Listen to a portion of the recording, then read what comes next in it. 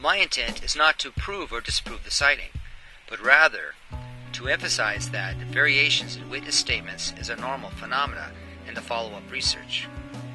Based on knowledge and experience, every witness is going to see things differently.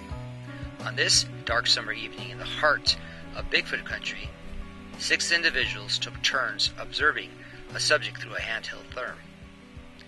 These are their observations. I'm going to go over to the next spot.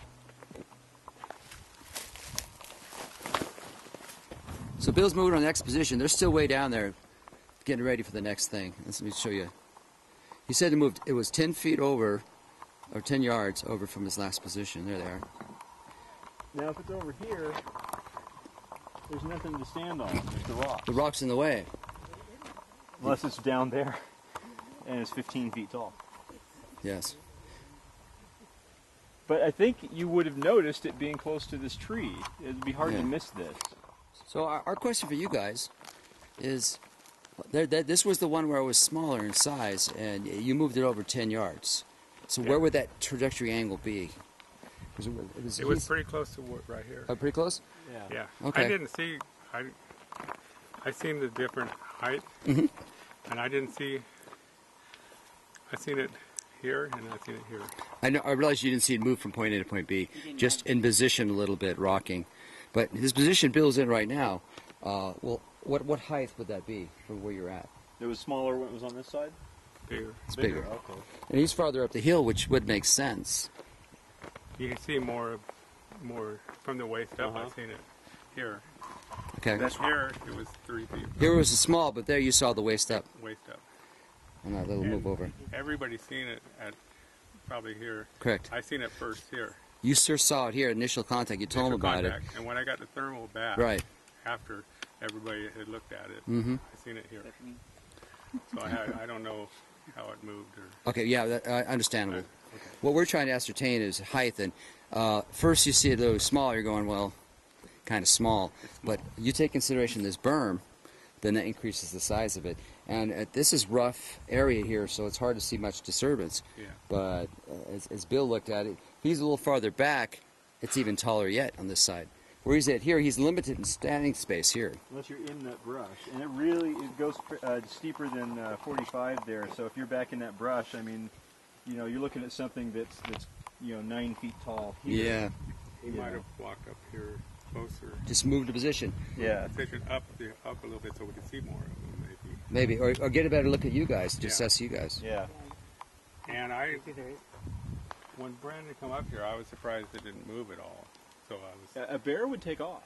Yeah. Well, it would also be scenting the air too, and I'd see movement. More movement, and this was more stealthy.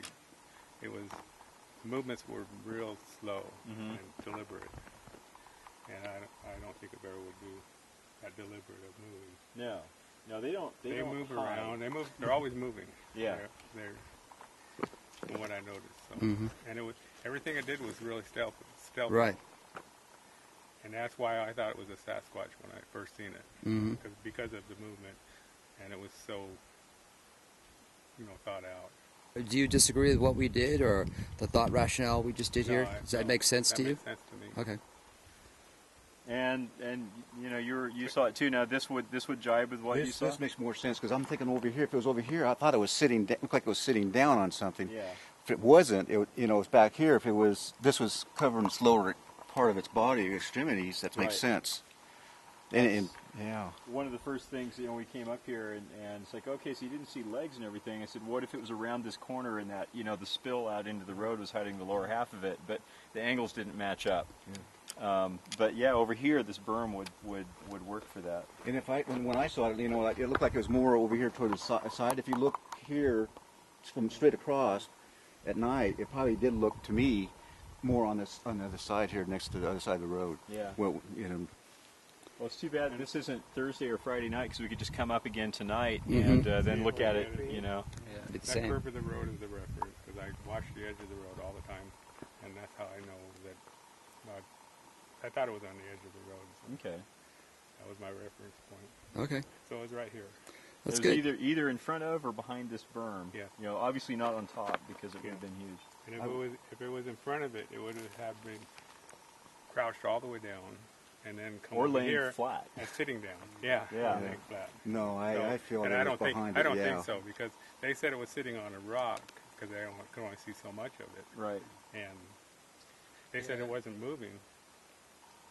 And sometimes what's happened before where people are looking through a therm, it's a different world, and they see the rock outcropping, but you think about it, you're focusing on a smaller area and dark. Yeah.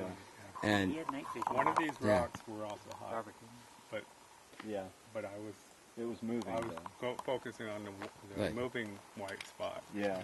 and there was a lighter white spot that was a rock here. And for me, it was this rock here was, yeah, it was, but it was smaller compared to the, yes. Knowing and understanding your equipment in the outdoors is essential.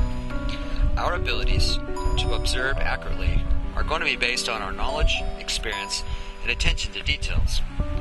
Therefore, we're not always going to see everything the same way. That's what makes us unique. Happy squatching.